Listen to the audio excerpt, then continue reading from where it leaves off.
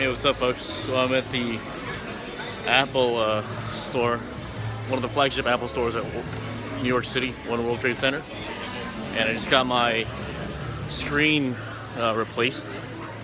Cost around $150, but overall a good experience.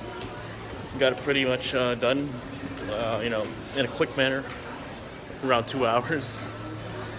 But it's well worth it.